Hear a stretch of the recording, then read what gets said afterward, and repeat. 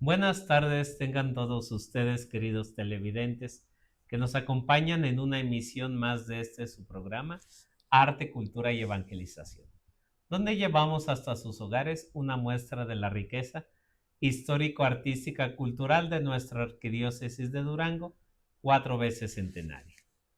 Nos encontramos en el mes de septiembre, el mes patrio por excelencia, y quisimos iniciar la transmisión de nuestro programa contando con la presencia del doctor Javier Guerrero Romero, ya un conocido nuestro, para que nos hable un poquito sobre una novela histórica de su autoría titulada Zambrano.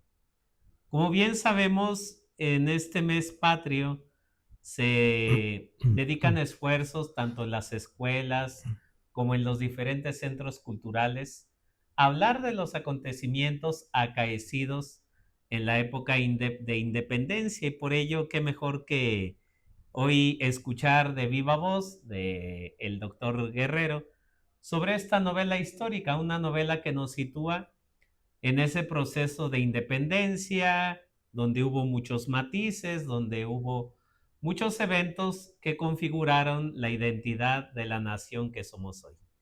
Doctor, gracias por acompañarnos en este programa y cuéntanos un poquito cómo surge en usted el deseo de hacer esta novela. Muchas gracias, padre, por la invitación. Sí, con mucho gusto.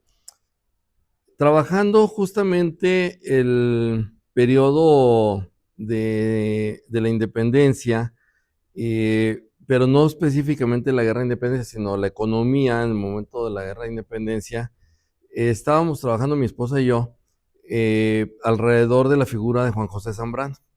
Juan José Zambrano es un personaje, pues, muy conocido en Durango por su nombre, por el Palacio de Zambrano, hoy Museo Francisco Villa, que por muchos años Palacio de Gobierno, pero que bueno, hay la referencia a Zambrano y sobre él una serie de leyendas que se han construido alrededor de su vida.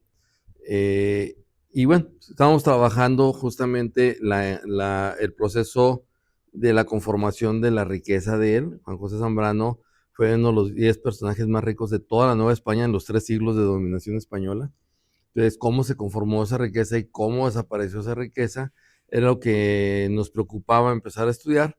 Y al estarlo estudiando, eh, encontramos algunos indicios, alguna información sobre el fallecimiento de Zambrano que no quedaba claro las causas y la forma como él muere.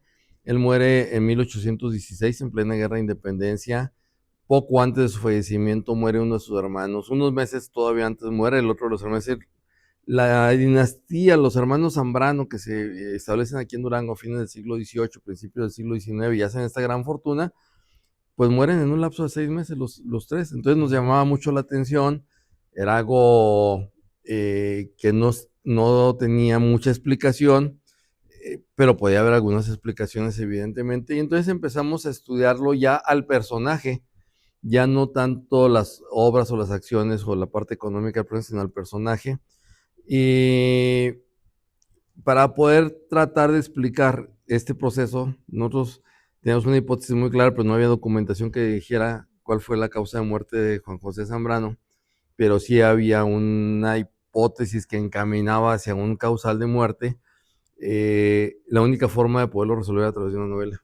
Ujú. Y entonces decidimos escribir una novela que se situara justamente en este proceso de la muerte de Zambrano que coincide con el levantamiento de independencia, y era una buena oportunidad para describir qué es lo que pasó durante la guerra de independencia, en la primera etapa de la guerra de independencia aquí en Durango, porque es un periodo que no se ha estudiado tampoco. En la historia local, pues hay algunos estudios académicos sobre la independencia aquí en la ciudad de Durango, pero no hay ningún estudio de fondo que nos hable qué es lo que pasó durante la guerra de independencia. Entonces era un reto interesante porque era describir dentro de una estructura de una novela un proceso histórico real, con hechos reales, eh, que nos permitiera entrelazar las historias para poder entender el fin de los Zambrano y que el lector al final pues defina cuál es la causa de muerte de los Zambrano, porque Ajá. no había los elementos suficientes para determinar de qué se trataba, pero era la oportunidad también de narrar qué estaba pasando en la independencia, pero con una visión diferente. El planteamiento era, Juan José Zambrano se ve afectado por la guerra de independencia, no solo sus intereses económicos, se ve afectado en su vida personal, en su vida particular. Y entonces, porque es real, tuvimos la oportunidad de revisar un poquito más de 1000 cartas de él, donde van hablando de todo lo que está pasando alrededor de la independencia, el movimiento de independencia en Durango, cómo lo está viviendo, qué es lo que está pasando.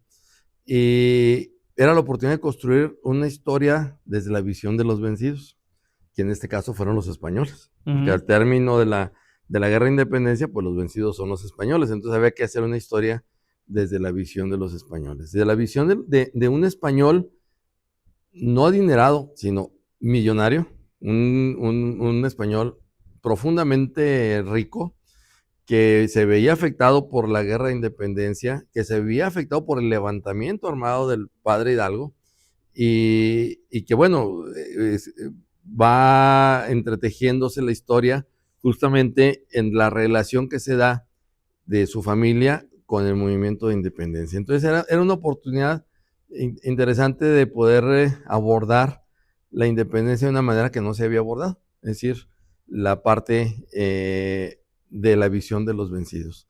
La novela, como tal, es un texto de ficción, porque es una novela. Los diálogos que se reproducen en la novela, debo decirle que no todos son ficción, muchos están tomados de las propias cartas y convertidos en diálogos para la novela, o sea, son textos reales. Y prácticamente todos los personajes que aparecen en la novela son reales y todos los sucesos que se narran en la novela son reales, ocurrieron los sucesos.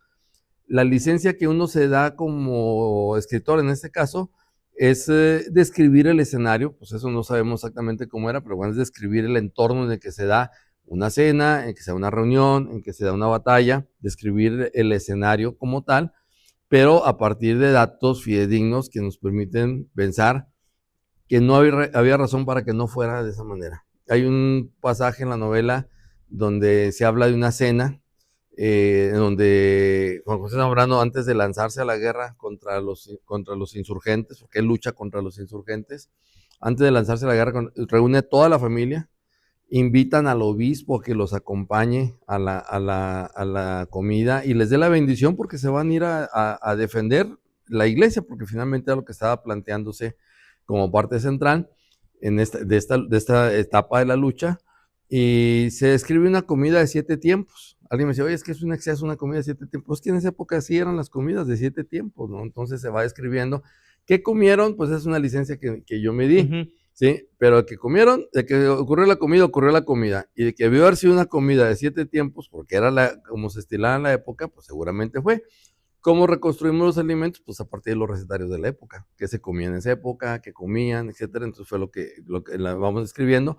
Y eso es lo que va más o menos enriqueciendo la historia de la novela. Pero los sucesos históricos, todos los personajes, salvo 2 pericos y 2 personajes, que es el asistente de Zambrano y la nana de la primera esposa de Zambrano, salvo esos 2 personajes, los creamos para poderle dar un elemento de hilo a toda la novela. Pero estos 2 personajes que no aparecen en ningún documento, eso debo aclararlo, en ningún documento aparecen, pero tampoco hay razón para pensar que no tuviera Juan José Zambrano, uno de los 10 personajes más ricos de la Nueva España, que no tuviera un asistente. O sea, era normal que tuviera un asistente. Y en la época, y todavía hasta hace muy poco tiempo, en las familias, las hijas, cuando nacían, tenían una nana que los acompañaba toda la vida. ¿Sí? Hasta quien moría primero, la nana o la hija. Se casaba, se iba con el marido y la nana formaba parte de la dote en la que se iba la mujer. O sea, eso era real, pues, ¿no? Entonces, pues no había razón para pensar que no hubiera existido una nana de la primera esposa de Zambrano, porque son los 2 personajes que van hilando la historia, que van hilando los diferentes pasajes de la historia. Entonces esa fue una licencia que me tomé, pero todo lo demás ahí, que aparece ahí es real. las batallas que se dan, que no están documentadas en la historia oficial, pero que están documentadas en los documentos de Zambrano, las batallas fueron reales. Cuando van y enfrentan a los insurgentes, cuando Hidalgo llega a Guadalajara, le encarga a un insurgente, a José María Gutiérrez, que tome la ciudad de Durango. Lo manda a tomar la ciudad de Durango. Mientras él va hacia Zacatecas, lo manda a tomar la ciudad de Durango y lo manda por un camino que ya no se utilizaba, que era el antiguo camino de Huejuquilla. Ya para entonces se tomaba el camino de Jerez. Entonces lo manda por el camino de Huejuquilla, que va a salir a la zona sur de Mezquital, y para tratar de tomar por sorpresa a los insurgentes, a los españoles, perdón. Pero Zambrano, que era militar, que conocía de las cuestiones de estrategia y demás, pues tenía prácticamente un cerco militar alrededor de Durango. Cuando detectan a este grupo que llega a Huejuquilla, inmediatamente se avisa a Durango que viene una columna insurgente a Huejuquilla, que llegó a Huejuquilla. No tenía razón de llegar una columna de 600 integrantes a Huejuquilla, porque la única ruta a seguir era hacia la ciudad de Durango. Entonces lo lógico es que fueran a venir hacia Durango y les preparan una celada cerca de Guazamota, y una celada en la que un 25 o 30 militares habilitados por Zambrano vencen a esos 600 insurgentes, capturan a los líderes, los ejecutan en Guazamota, ¿sí? Y salvo una mención por ahí en alguna historia que habla de que fueron capturados algunos líderes en Guazamota, no se dice más de esa batalla, pero en los documentos de Zambrano está todo el suceso. Entonces, a partir de esas descripciones, ubicamos aproximadamente el lugar donde se pudo haber dado la batalla. Fue una batalla parecida en la descripción que hacen de la batalla de Termópolis, es decir, de los 300. De los 300, exactamente, donde los llevan a una angostura y en esa angostura ahí los atacan. Y bueno, pues estos no eran 300, eran menos de 30, enfrentan en este lugar a los insurgentes y los vencen y los derrotan totalmente. Evidentemente esta información no se difundió en las crónicas oficiales, porque iba en contra de la información oficial de la independencia. Pues como que vencieron a una columna independentista, ¿verdad? Entonces lo desaparecieron del mapa. Hay un intento de tomar la ciudad de Durango, que también se describe ahí con Zambrano. Hay una serie de leyendas alrededor de Durango, de la ciudad de Durango, de que llega en una tarde, noche, se oyen los cascos de un caballo que viene apresurado para entrar a la ciudad de Durango, y alguna gente alcanza a ver un caballo blanco que lleva un fantasma que va encima. Y bueno, hay toda esa historia, está escrita. Toda esa historia está escrita. Perdón.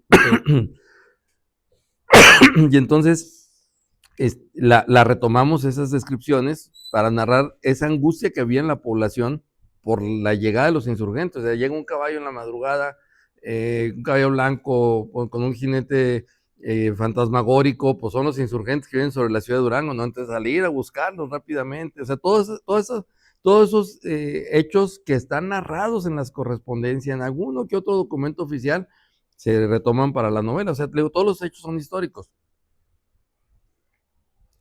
Perdón, hay un pasaje, y esa es la parte central, yo creo que de la novela. Cuando los insurgentes caen sobre la ciudad de Guanajuato, sí, y viene la matanza de la Alhóndiga Granaditas. Esto ocurre el 27-28 de septiembre de 1810. La noticia aquí llegó a Durango los primeros días de octubre. Se llegó muy rápido. Y evidentemente generó pánico en las familias de Durango. O sea, si llegan los insurgentes, pues nos van a hacer lo que le hicieron en Guanajuato, pasarlos por cuchillo todos. Ancianos, mujeres, niños, todos. O sea, como sucedió en Guanajuato. Un pasaje que después de que el Pipi la quema en la puerta, ahí se acaba el pasaje, se acaba la historia. No dice la historia qué es lo que pasó después, ¿verdad? Que masacraron a todos los que estaban adentro. Pero esas noticias aquí llegaron. Uno de los personajes que fueron encomendados a atacar a los insurgentes en Guanajuato desde Santander, es decir, desde Tamaulipas, que fue el coronel Manuel Iturbe, previamente había estado él aquí en Durango. acantonado aquí en Durango, después lo mandaron a Santander y luego de allí lo mandan a combatir a los insurgentes a Guanajuato, y él manda un correo para avisar a Durango lo que pasó, porque una columna importante, sobre todo la que va al mando de Hidalgo, va hacia Guadalajara y probablemente llegue sobre Durango. Entonces se imaginará el caos emocional que significó en la población saber que habían detectado una columna que venía hacia Guazamota, que venía desde Jalisco hacia Guazamota, que venía a tomar la ciudad de Durango. La ciudad de Durango estaba indefensa porque todo el ejército había salido a combatir a los insurgentes. Entonces Zambrano toma la decisión de la defensa, pero también de la protección de las familias de los españoles en Durango, para evitar que les fuera a pasar lo que pasó en Guanajuato. Y la decisión es mandarlos a la hacienda de Ramos, que era propiedad de Zambrano. La hacienda de Ramos está en el norte del estado, ahora en el municipio de Indé, creo, de Santa María del Oro, en esa zona, está en el vaso Híjole, de la presa. muy retirado, Sí, bueno. sí, muy retirado, o sea, a muchas horas de jornada aquí Sí, de sí, Durango. sí. Y en el camino a Parral, ¿cuál era la estrategia que había planteado Zambrano? Si cae la ciudad de Durango, o sea, la familia se va, las familias, no nomás la de él, sino todas las familias de españoles se van a Ramos. Si llega a caer la ciudad de Durango en manos de ellos, se traslada la familia a Parral. Mueven todas las familias a Parral para evitar que sean masacrados por los insurgentes, para que no fuera a pasar lo que pasó en Guanajuato. No cayó la ciudad de Durango, la familia se va, las familias se van a Ramos, y la esposa de Zambrano, ella es la que se va a hacer cargo de la atención de las familias allá y de estar cuidando que todo esté bien, que todos quepan. Pues una hacienda muy grande de todas formas, pero de todas formas era mucha familia. Y en ese proceso, la esposa de Juan José Zambrano, Ana Gijón se llamaba, doña Ana, enferma gravemente, enferma de una enfermedad pulmonar que ahora suponemos que fue una infección que probablemente haya tomado del cúmulo de guano que había en algunos galerones de allá que habilitaron para hacer los áreas habitacionales, y ella andaba en el trajín limpiando y demás. Suponemos que ahí enferma. Eso lo suponemos nosotros, pero Zambrano asegura que ella enfermó por eso. Y Zambrano, cuando ya finalmente la ciudad de Durango está más o menos ya asegurada que no va a haber riesgos, porque ya se venció los diferentes puntos de entrada de Durango, regresan las familias a Durango, y ella llega muy enferma. Ella llega muy enferma. Zambrano, pues le achaca esta enfermedad a la necesidad que tuvieron de irse allá. Si no se hubieran ido allá, lo dice en alguna carta, pues no se hubieran enfermado. No tendría este mal que llegó. Pero lo mandan a combatir a Zacatecas. Él va a combatir a Zacatecas. Se despide Ana Gijón, va a Zacatecas, y cuando está en Zacatecas, en el combate que pierden, por cierto, los realistas contra los insurgentes, el primero, él llega a un comunicado donde le dicen que la esposa está en artículo de muerte. Y entonces obtiene licencia para regresarse de Zacatecas de inmediato a Durango para atender a la esposa. La novela empieza donde la esposa está dictando su testamento, donde está diciendo, dicta su testamento y bueno, hace todas las disposiciones testamentarias, y se va intercalando la novela entre que llega la noticia a él y que se viene a toda velocidad a Durango para llegar a ver a la esposa. Llega prácticamente a ver morir a la esposa. Llega, bueno, no hay nada que hacer por ella, muere la esposa, y en ese momento Zambrano jura que se va a vengar de Hidalgo, y le pone una serie de epítetos al padre de la patria, ¿no? Finalmente dice el sanguinario, el apóstata, y bueno, una serie de epítetos que le pone de que no, él va a vengar la muerte de su esposa. Y lo hace finalmente. O sea, él se va a dedicar en ese momento, después de la muerte de su esposa, se va a dedicar a atacar a los insurgentes, invertir toda su fortuna si es necesario, para vencer a los insurgentes y acabar a los insurgentes que fueron la causa de la muerte de su esposa. Y la novela va justamente narrando esa parte, o sea, va haciendo algunos flashbacks donde recuerda cuando llegó él, el otro momento de la independencia, y luego recuerda cuando se casaron y cuando se fueron a vivir a Guarizamé y la vida que tuvieron. O sea, va recordando en varios flashbacks el pasado de cómo llegó a Durango, que es una oportunidad que tenemos en la novela de narrar cómo era esa parte de Durango, ese momento de Durango, pero el eje central es la guerra de independencia, la lucha, la muerte de la esposa y la venganza contra el padre Hidalgo. Cuando Hidalgo es detenido en Acatitla de Baján, todos sabemos, la historia oficial así lo señala, que es trasladado a Mapimí, y de ahí se toma la decisión de llevarlo a Chihuahua para alejarlo del tribunal eclesiástico, porque si se le quitaban las investiduras sacerdotales, se podía enjuiciar, podría recibir un juicio civil, de otra forma no. El obispo de alguna manera sabía que si lo alejaba y lo mandaba a Chihuahua, pues iba a terminarse el tema. Total, la guerra ya se iba acabando la primera etapa de la guerra de insurgencia. Entonces, pues que esté detenido allá, que lo tengan preso allá, pero que no vaya a pasar nada más allá. Y entonces, pues el argumento central, entonces como ahora, el problema pues es que no hay dinero para que pueda ir el tribunal eclesiástico a trasladarse hasta Chihuahua y todo lo que dura el juicio, no son juicios de un día ni de 2 días, ¿verdad? ¿Cuánto cuesta? No, es que ¿cuánto cuesta? Ajá. ¿Sí? Y Samuel dice, ¿cuánto cuesta? O sea, ¿qué se necesita? Pues es que vayan, o sea, él es el culpable de la muerte de mi esposa, que vaya al tribunal y lo enjuicien. Y el obispo, o sea, resiste y demás, pero bueno, pues no había más argumentos, o sea, si el tema era presupuestal, pues acabó el argumento y va al tribunal y lo enjuicia allá en Chihuahua, lo degradan eclesiásticamente y la otra historia ya la sabemos, el ajusticiamiento después que lo ve el tribunal civil, lo justician, le cortan las cabezas a él y a los demás insurgentes para llevarlas en piquetas a la Lóniga Granaditas como escarmiento, ¿sí? Un pasaje que no se conoce de la historia es que la ruta que siguieron las cabezas de Zambrano de Hidalgo y de los insurgentes estuvieron aquí en Durango. Zambrano quiso que vinieran y las pusieran en la plaza de Durango de escarmiento para que vieran el escarmiento.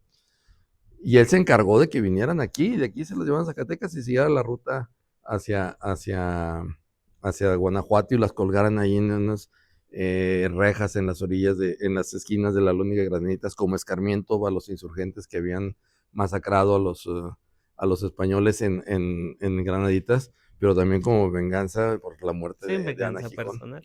Era una venganza personal, esa es la palabra, ¿no?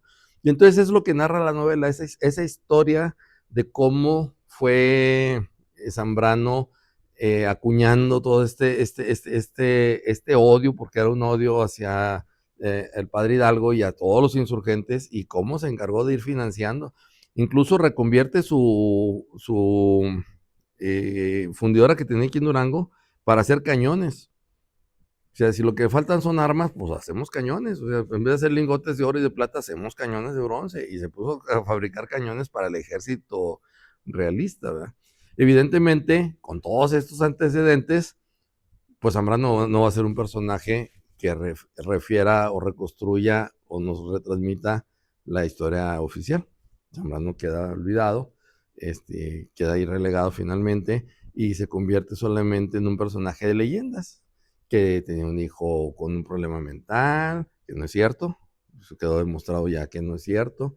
Ese hijo era de su segundo matrimonio, cuando muere Ana Gijón, después tiene un nuevo matrimonio con Silvestra Pereira, es de su segundo matrimonio, y cuando él muere, el hijo nace en 1815, él muere en 1816, muere casi al año de que nació el hijo.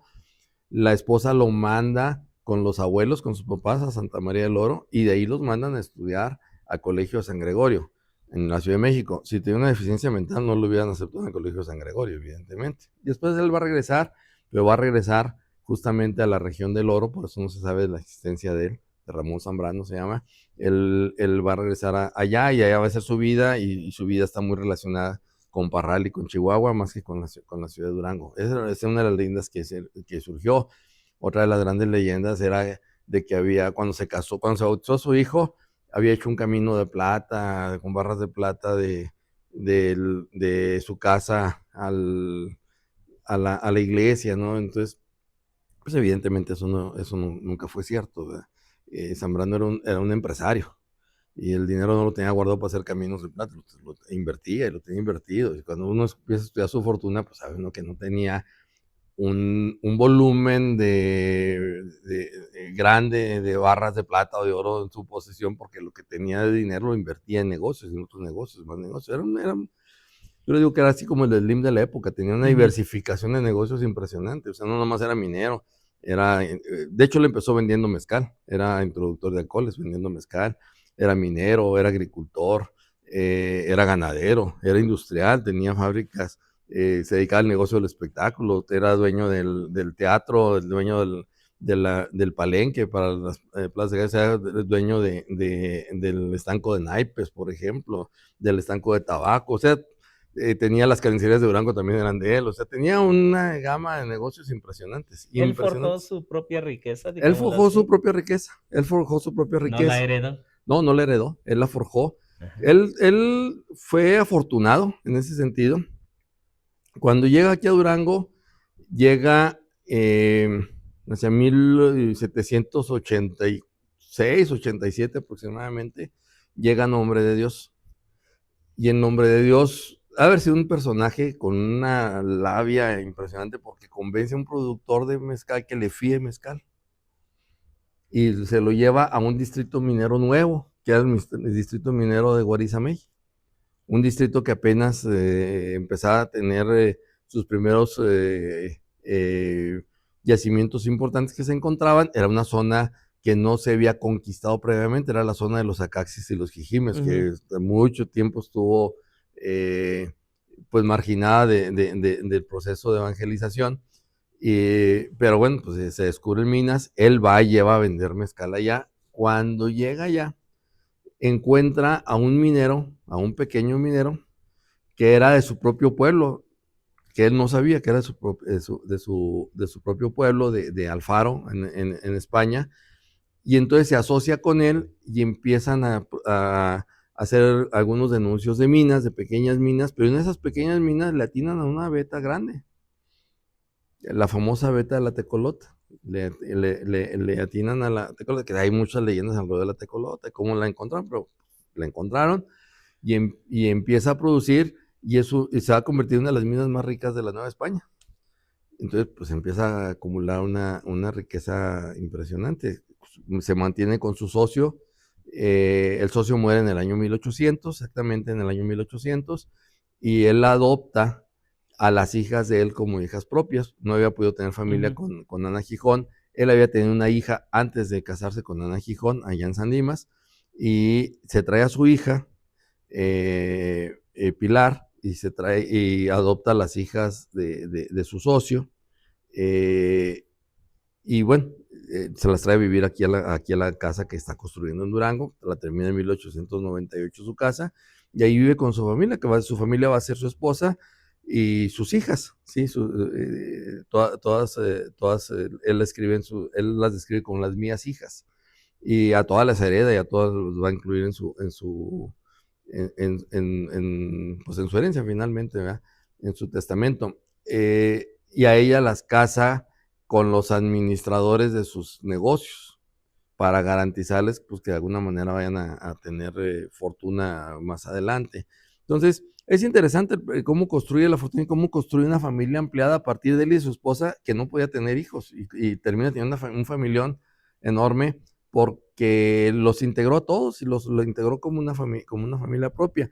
Toda esa parte de la historia personal de él no se conocía, en la novela la vamos a conocer, toda es real, y cómo la va integrando, pero cómo va integrando también al momento de la independencia, pues los momentos que van a ser claves en la defensa del interés de sus negocios, hay que decirlo, pues, que cayera en manos de los insurgentes, iba a perder sus negocios, pero el motivante principal era la venganza de la muerte de su esposa, porque él siempre le atribuyó la muerte de su esposa a eso. Y eso nos permite entonces también ir viendo más hechos que han ocurrido en Durango, las conspiraciones que ocurren en Durango a favor de los insurgentes, cómo él participa en el proceso para descubrirlas, cómo se asocia con el general Bonavia, que era el comandante en jefe de la región, para crear un servicio secreto para poder interceptar las comunicaciones y poder identificar a los insurgentes con más o menos rapidez. Un servicio secreto que le permite, cuando es vencido Hermosillo en Cozalá, Sinaloa, se dispersan los insurgentes y pues es previsible que ellos vayan a poder subir hacia la Sierra de Durango. Entonces, ¿cómo crean un cerco prácticamente militar para identificarlos después de la batalla de Rosario? ¿Cómo hacen este cerco militar y apresan a los insurgentes que tratan de entrar a la nueva, a la región de San Dimas? Él se encarga de apresarlos a todos ellos, los mandan a que los enjuicien al juzgado de Santiago Pasquero. Lamentablemente los expedientes del juzgado de Santiago Pasquero se perdieron, pero sabemos a cuántos mandaron y lo sabemos que algunos de ellos se regresaron a la región de San Dimas con una pena de castigo de trabajos forzados en las minas de Zambrano, justamente en las minas de Zambrano. Pero también sabemos de una conspiración que se hace en nombre de Dios para matar a Zambrano, porque era el financiero del rey. Entonces, una conspiración que se hace en nombre de Dios para en contra de él, y cómo la descubren. Castañadita le dicen al conspirador que va a huir a San Dimas, lo apresan en San Dimas, se les escapa en San Dimas y después va a aparecer ya después de terminar la guerra de insurgencia en la zona de Rosario, Sinaloa. Pero bueno, cómo él va tratando de hacer todo este cerco sobre la ciudad de Durango, de tal manera que en la historia oficial en Durango no ocurrió nada. O sea, en la ciudad de Durango no ocurrió nada durante la insurgencia, no pasó nada. Toda la guerra de insurgencia fue en el centro y sur del país, acá no ocurrió nada. Y en esta novela estamos mostrando cómo sí ocurrieron muchas cosas, pero todas fueron detenidas o fueron cooptadas o fueron descubiertas y procesados todos los participantes. Por eso se habla que en Durango lo único que ocurrió fue la captura de Hidalgo y el traslado de Hidalgo a Chihuahua y los acompañantes de Hidalgo aquí a Durango, ¿no? Eso sí, ya me extendí mucho de cómo surgió la novela, pero sí surgió la novela. Sí, sirve que nuestra gente se interesa. ¿Dónde puede adquirir la novela? Fíjese que está agotada. Está agotada. Está agotada. No sé si sea bueno o sea malo, pero se agotó rápido la novela, sí. No, sí, bueno, la novela, esta es la novela. Estamos previendo una reimpresión para principios del próximo año. Okay. ¿Sí? Va a ser reimpresión tal cual, es esta la novela. ¿Sí? Ya ni sé cuántas páginas son, pero son un montón. Son más de 360 páginas. Y es una novela pues que relata la vida de la ciudad de Durango al momento de la independencia, a partir de la vida de uno de los personajes más reconocidos en Durango. Esa es en esencia la novela, ¿no? Y bueno, termina con la muerte de Zambrano y la incógnita de cómo es que murieron los Zambrano en tan poquito tiempo, los tres hermanos, ¿no? Bueno, sin duda que es interesante el planteamiento porque pues la historia oficial, como ya lo mencionó, nos menciona que casi en este periodo no pasó nada hasta Pedro Celestino Negrete, que es el héroe el libertador de Durango, sí. El libertador de Durango. Pero sobre todo ahora en este tiempo, pues ilumina mucho, porque ahorita, o a muchos de nosotros siempre se nos presentaba, pues la perspectiva de que el insurgente bueno, el español malo, pero en realidad, pues todos simplemente fueron hombres y mujeres de su tiempo que, pues, tomaron sus decisiones. Y esto ilumina mucho para ver cómo es que siempre en los conflictos, pues más que héroes y villanos, pues son seres humanos que reaccionan de una u otra manera. Probablemente Zambrano, él era un empresario feliz hasta que sucedió lo de su esposa. Y como no sé si ha escuchado a un historiador ahorita muy famoso, Zunzunegui. Sí, cómo no. Que dice que no existen tanto los hechos, sino las interpretaciones. Claro. Y las interpretaciones validan o descalifican, pues, los acontecimientos, ¿verdad? Sí, bueno, todo depende de cómo se interprete. De entrada, hay que plantear que esta es una novela, ¿sí? Pero está basada en hechos reales. Ajá. Por eso es una novela histórica, porque está basada en hechos reales y trata de describir un entorno que no se había descrito. Sí. ¿Sí? Y la licencia literaria permite hacer eso, esa descripción de los entornos, de cómo eran las plazas, cómo eran las calles, cómo era la ciudad, eso lo permite esa licencia, pero todos los hechos, absolutamente todos, son hechos que están documentados, pero es la interpretación personal mía. Sí, sí, O sí. sea, sí es una interpretación, porque la historia finalmente se construye de interpretaciones, y esa es la tarea de los historiadores. El problema es cuando la historia oficial se plantea de una manera drástica, rígida, Tajante. tajante, y no hay otra explicación. Esta es la única explicación para un suceso y no hay más explicación. Y entonces era inconcebible decir, a ver, el movimiento de independencia, independientemente del cariz que ha tenido y demás, que surgió en el centro y se extendió por todos lados, pues no es creíble que le dio la vuelta a la Nueva Vizcaya y no pasó nada en la Nueva Vizcaya. ¿Sí? Pues no, sí pasó. Lo que pasa es que lo que pasó no convenía tiempo después a la narrativa oficial de decir qué es lo que pasó aquí. Entonces, pues mejor no pasó nada y lo omiten.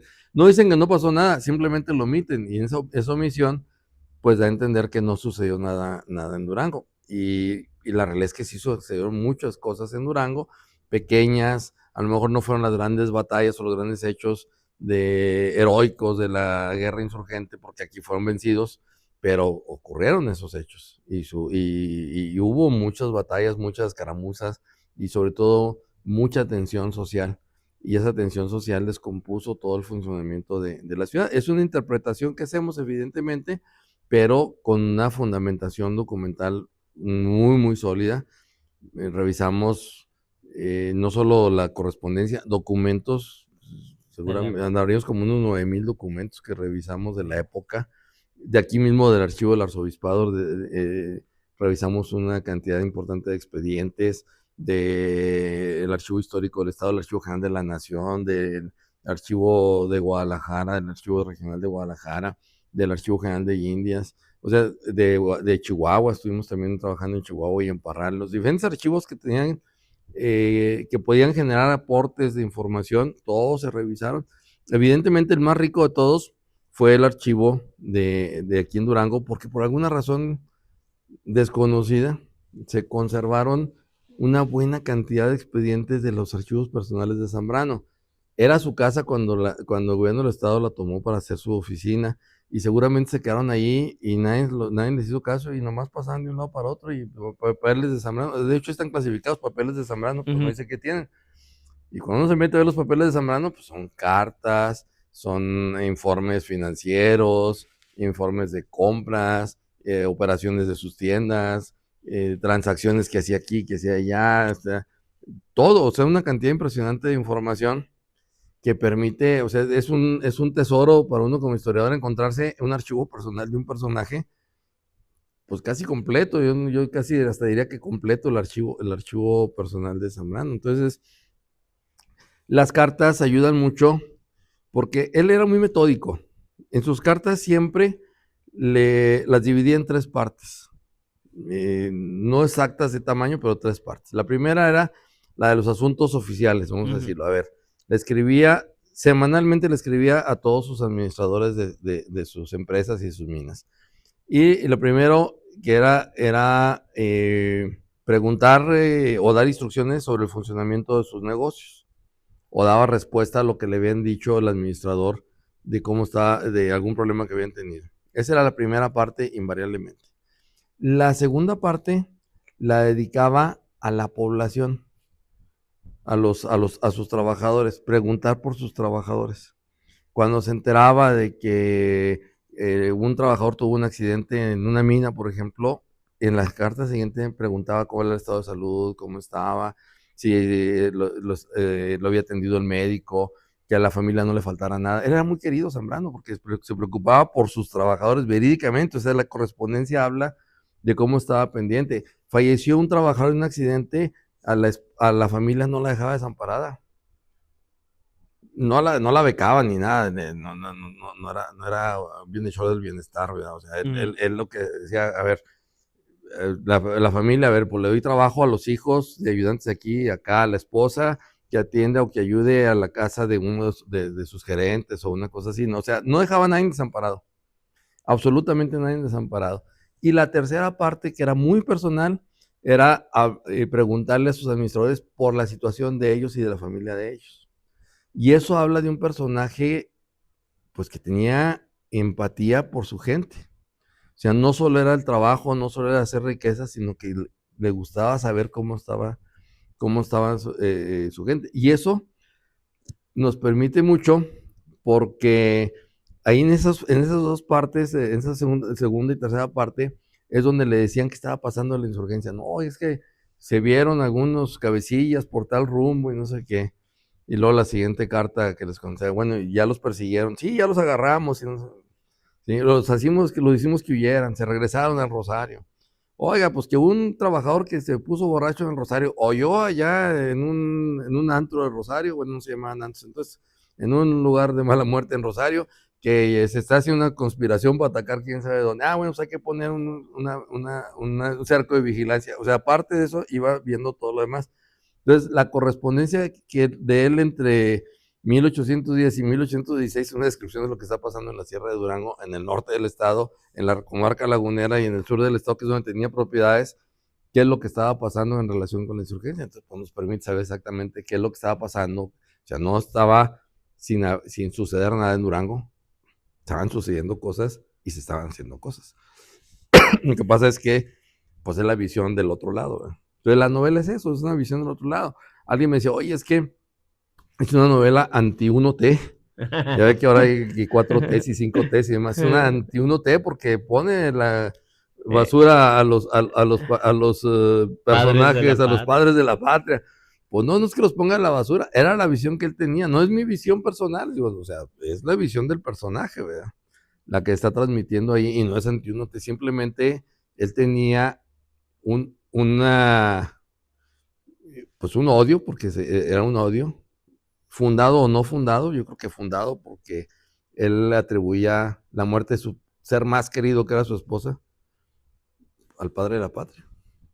Y le hizo todo lo necesario por acabar con el padre de la patria.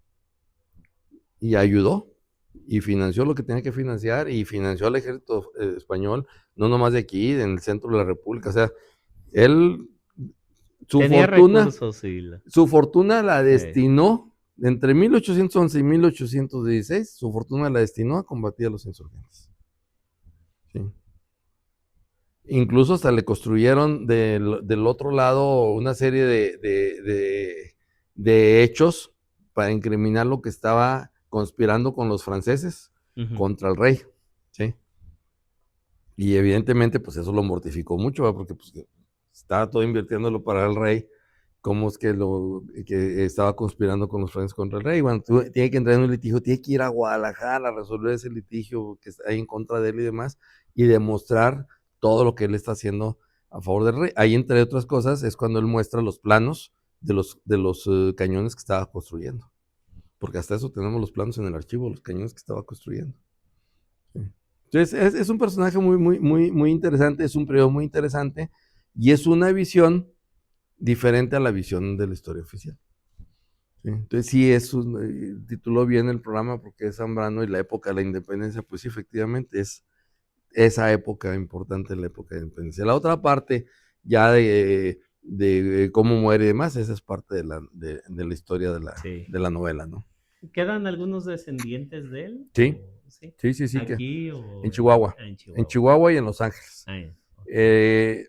Tuve la oportunidad de cuando estábamos construyendo la historia general de Zambrano, no la novela, empezar a construir la genealogía. Yo tengo, no sé si sea buena o mala costumbre, porque es una cosa que me critican muchos colegas, de que yo me pongo a estudiar las genealogías pues, para saber quiénes son, sus familias, qué relaciones tienen con otros miembros de las propias comunidades y demás.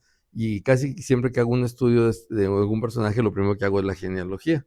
Pero a veces me pico y me sigo con la genealogía para adelante, ya no nomás el periodo que estoy estudiando, sino me sigo. En el caso de Zambrano me llamaba mucho la atención porque había esta referencia de que su único hijo era incapacitado mentalmente, lo cual quedó demostrado que no es así. Y luego, pues descubrimos también la existencia de la hija que había nacido antes de su matrimonio, y esta hija va a emparentar con la familia Zubizar. Francisco Zubizar va a ser su esposo, y de hecho después de un largo litigio por la fortuna, el juez falla a favor de los Zubízares, así le pone, pues son los nietos de él, son los nietos directos de la hija, pero luego el hijo tiene 4 hijos que los pudimos identificar perfectamente bien. Uno de ellos muere aquí en la ciudad de Durango en 1913 durante el sitio de la ciudad. Los otros, uno se queda ahí en Corral de Piedra, en el municipio de San Bernardo, donde tenían su rancho, su hacienda. Era un rancho de 50,000 hectáreas, no era rancho, era así más que un ranchito, era un predio de 50,000 hectáreas que tenían ahí. Él se queda ahí. Los otros hijos se van a vivir a Parral, y luego después se uno a Chihuahua, y luego después la descendencia de ellos se va. El de aquí de Durango no tuvo descendencia, los demás, unos se van a Los Ángeles y otros se quedan en la ciudad de Chihuahua. Tuve la oportunidad de contactar a los chonsnietos de él, a los chonsnietos de Zambrano, que viven en la ciudad de Guadalajara, y al chonsnieto, que a su vez es abuelo ya, o sea, es decir, hay 2 generaciones más adelante de él, ¿no? Sí, pero bueno, contacté yo al chonsnieto que se llama Ramón Zambrano, igual que el hijo de Zambrano, ¿no? De Juan José Zambrano.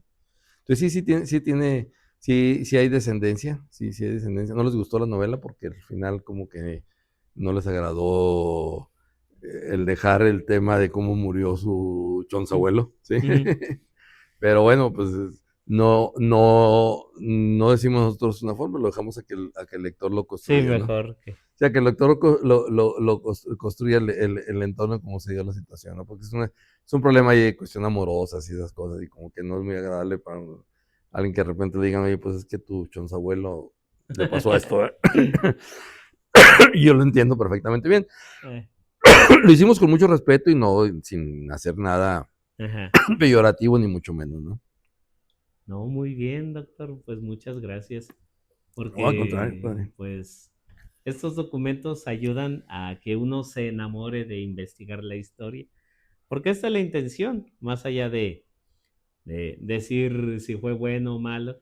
La intención es que poco a poco uno se vaya forjando su criterio, investigue, lea, formule el pensamiento crítico, porque ya últimamente ya, a veces ya se nos presenta ya todo diluido, ya todo masticado, y pues estas novelas nos ayudan a enriquecer la curiosidad y el conocimiento histórico e intelectual. Sí, yo creo que la novela, quien tenga oportunidad de leerla, sí le ¿Va a va mover? a mover, porque le da una visión completamente diferente de lo que se sabe, pues, de la independencia, sobre todo la independencia en Durango. Estoy viendo, no sé cómo hacerle, porque no le dijo yo la cuestión de la tecnología, de poderla subir a alguna plataforma para poderla distribuir a través de alguna plataforma. Pero bueno, ya encontraré quien me ayude a hacer eso, Muy ¿sí? bien. Mientras se hace una edición impresa. Muy bien, doctor. Sí. Pues gracias, doctor, por esta brillante exposición. Gracias por iluminarnos en este inicio del mes patrio, sobre todo para pues que nuestros televidentes, desde donde estén, si nos ve algún familiar de la familia Zambrano, les enviamos saludos con cariño, Con mucho cariño. y pues esperamos que próximamente nos acompañe en este programa. Con mucho gusto, para cuando nos inviten aquí estamos con mucho gusto. Y no reitero, esta novela, que es una novela histórica, busca plantear una forma crítica diferente de ver la independencia en Durango, y que sí, efectivamente, quien la lea le puede inquietar y despertar de alguna manera el interés crítico por conocer más de nuestra historia, ¿no? Que ese sería finalmente el objetivo final del trabajo. Zambrano es un personaje que yo admiro mucho, ahí se va a notar que es un personaje que admiro mucho, porque de la nada construyó una fortuna. De llegar con una mano adelante y una mano atrás, se convirtió en una de las 10 grandes fortunas de la Nueva España. Y fue con mucho trabajo, con mucha suerte, sí, pero con mucho trabajo. Y era un personaje, perdón, ya nomás para terminar, profundamente religioso. Poco se sabe de eso. Aquí hablamos mucho de ese trabajo profundamente religioso. Él le encomendaba todo a la Virgen del Pilar. Ujú. La población de él, Alfaro, en España, está muy cerca de Zaragoza. Ah, Y entonces era devoto de la Virgen del Pilar. De hecho, su hija se llamaba Pilar, la hacienda que tenía aquí en Durango era la hacienda del Pilar, que ahora se conoce como el Pilar de Zaragoza. Tenía otras propiedades acá en San Dimas que tenían iglesias dedicadas al Pilar. Él construyó una iglesia bellísima por las descripciones en San Dimas, que lamentablemente ya en ruinas la iglesia, pero era una de las iglesias mejor ornamentadas de Durango. Él es de los patrocinadores de la reorganización artística y arquitectónica de la catedral en su momento. Él termina la iglesia de Santa Ana, que no es poco que se sabe. De es hecho, poco está conocido. sepultado él en Santa Ana, de hecho. Sí, Oh. él termina la iglesia de Santa Ana. Él era profundamente religioso y devoto. ¿No ¿Sí? quedó algún cuadro o algo de él? No hay retratos No, de no hay él. No retrato hay de él. retratos de él. Debió haber habido, pero no hay retratos de él. Oh, No, si no hubiera sido la portada del libro. ah, Sí. Si no, muy no hay bien. retratos de él. Lo describimos a partir de las propias descripciones que hay de él, pero Mm. no hay un retrato realmente de él. Ah, Sí. bueno. Gracias, doctor. Al Gracias por contrario, gracias, padre, acompañarnos. gracias. Agradecemos también a nuestras colaboradoras, Cris Lira y Gaby Juárez, en la transmisión de este programa. Y los esperamos el próximo jueves en punto de las 5 de la tarde en este su programa Arte, Cultura y Evangelización. Hasta la próxima.